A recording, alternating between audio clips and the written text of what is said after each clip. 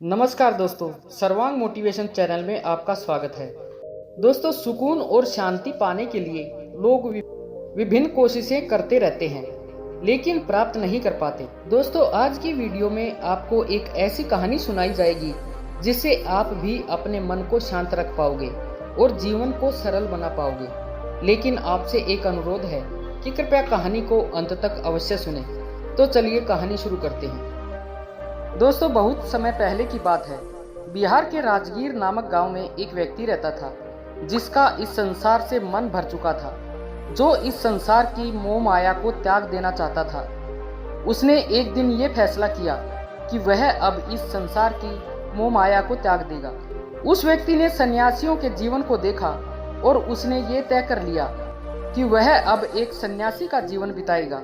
वह तुरंत अपने घर के पास में रह रहे एक बौद्ध भिक्षु के पास गया और उससे कहा कि मुझे एक सन्यासी जीवन जीना है। मैं इस संसार की मोह माया को त्याग देना चाहता हूँ। इस पर वह बौद्ध भिक्षु उस व्यक्ति से पूछता है कि क्या तुम सच में सन्यासी का जीवन जीना चाहते हो? इस पर उस व्यक्ति ने बौद्ध भिक्षु से कहा, जी हाँ, मैंने यह निर्णय ले लिया है कि अब मुझे इस संसार की मोह माया को त्यागना है। उस व्यक्ति की बात सुनकर बौद्ध भिक्षु ने कहा कि ठीक है, लेकिन तुम्हें मेरी एक बात माननी होगी। इस पर उस व्यक्ति ने कहा कि मैं आपकी सारी बातें मानने को तैयार हूँ। तब बौद्ध भिक्षु ने उस व्यक्ति से कहा कि आज के बाद तुम मुझसे कभी नहीं मिलोगे। जब मुझे तुम्हारी जरूरत होगी मैं खुद ही तुम्हें बुला लूंगा। हमारे आश्रम में हजारों सन्यासी रहते हैं। तुम्हें उन्हीं की तरह रहना है और उन्हीं की तरह खाना है, उन्हीं की तरह वस्त्र पहनने होंगे और उन्हीं की तरह जीवन भी जीना होगा जैसे वो जी रहे हैं। इस पर उस व्यक्ति ने कहा कि ठीक है गुरुवर, मैं तैयार हूँ। इतना कहकर उस व्यक्ति ने बौद्ध भिक्षु को प्रणाम किया और वहां से आश्रम की ओर चला गया। आश्रम में जाने के बाद उसे एक कमरा मिला जहाँ वह रहने लगा। साथ ही उसे चावल कूटने का काम मिला। वह हर दिन आश्रम में रह रहे हजार सन्यासियों के लिए चावल कूटने का काम करने लगा।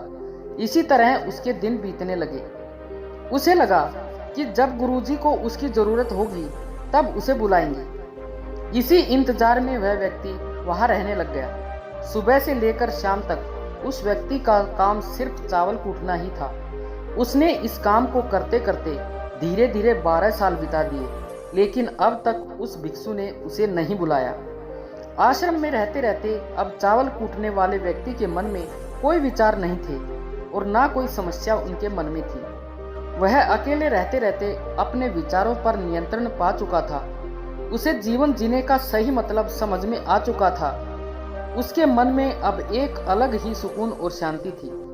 12 साल बाद बौद्ध भिक्षु काफी बूढ़े हो चुके थे और उन्हें लगा कि अब उनका अंतिम समय आ गया है और उन्हें अपना एक उत्तराधिकारी चुनना होगा। इसलिए उन्होंने पूरे आश्रम में घोषणा करवा दी कि जो कोई भी उत्तराधिकारी बनना चाहता है वह देर रात मेरे कमरे के बाहर 4 पंक्तियां लिखकर जाएगा और उसे उन पंक्तियों में बताना होगा कि जीवन जीने का सही तरीका क्या है और इस जीवन को किस तरह से जीना चाहिए। इस जीवन का सत्य लिखना होगा, लेकिन एक बात याद रखनी है, उसे अपने अनुभवों के द्वारा लिखना होगा।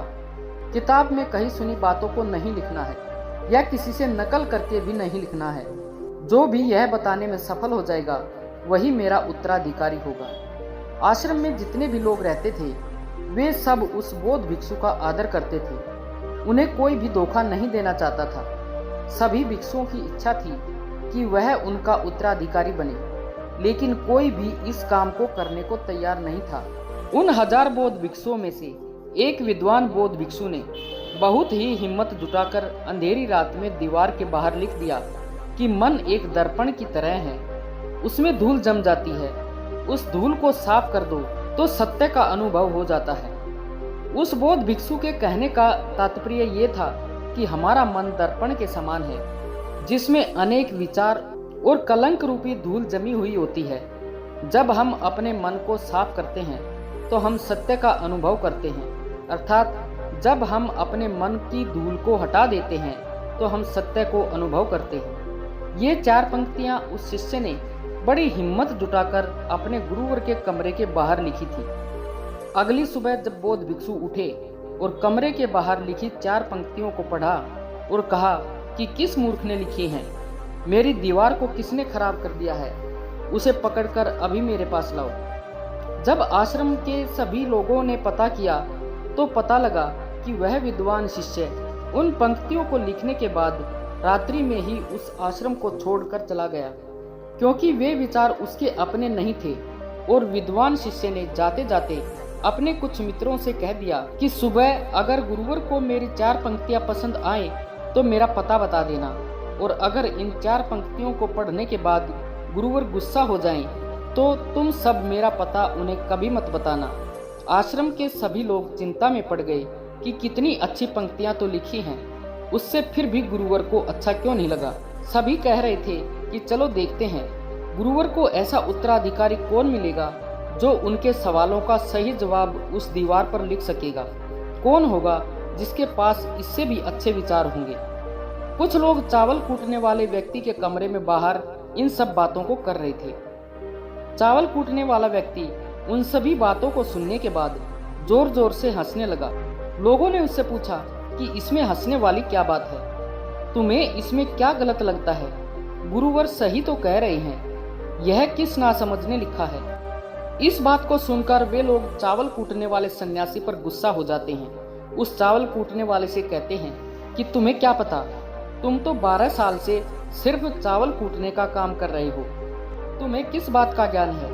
ना तुम्हें शास्त्रों का ज्ञान है और ना ही गुरुदेव ने तुम्हें ज्ञान दिया।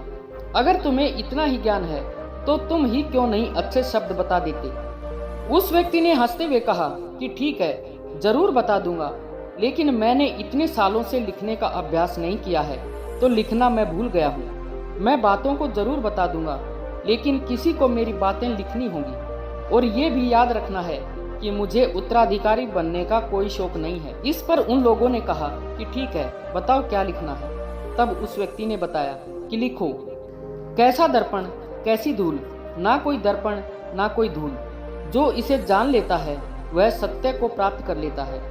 इसका तात्पर्य ये है कि एक व्यक्ति जो अपने मन की पवित्रता को समझता है और जो अपने अंदर की धूल को हटाता है वह सत्य को समझ लेता है। गुरुदेव ने आधी रात को चावल कूटने वाले व्यक्ति के पास आकर कहा कि तुम यहाँ से चले जाओ, अगर नहीं तो आश्रम के हजारों लोग तुम्हें निकाल देंगे।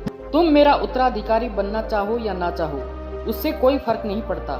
तुम उत्तराधिकारी बनो या नहीं, लेकिन जो शब्द तुमने कहे थे वे ही सत्य हैं और जीवन के अनुभवों को दर्शाते हैं। मन ही मन मैंने तुम्हें अपना उत्तराधिकारी मान लिया है। यदि ये बातें उन हजारों लोगों को पता चल जाएंगी तो वे तुमसे ईर्ष्या करेंगे और तुम्हें नुकसान पहुंचाएंगे। ये लोग इस बात को बर्दाश्त नहीं कर पाएंगे कि एक चावल कूटने वाला व्यक्ति उत्तराधिकारी कैसे बन सकता है, जिसे कोई ज्ञान नहीं है, जिसने कभी शास्त्र पढ़ा नहीं है। यहाँ पर शास्त्र पढ़ने वाले लोग सिर पीटते रह जाएंगे, इसलिए तुम यहाँ से चले जाओ, कहीं और अपनी दुनिया बनाओ। उस व्यक्ति ने गुरु से कहा कि सालों पहले गौतम बुद्ध ने अपने एक शिष्य से कहा था कि जब तुम्हारे मन के सारे विचार शांत हो जाएंगे तब तुम्हारे अंदर विचार आने बंद हो जाएंगे। उस दिन तुम्हें सत्य का अनुभव हो जाएगा, तुम सत्य का अनुभव करोगे, खुद का भी और इस ब्रह्मांड को भी समझ पाओगे। और यही बुद्धत्व पाने का पहला कदम है।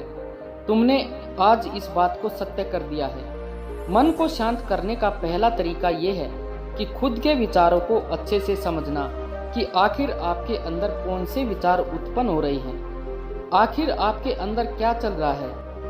उन्हें अच्छे तरीके से जागरूकता के साथ समझने की कोशिश करना, ना कि अपने विचारों को दबाने की कोशिश करना।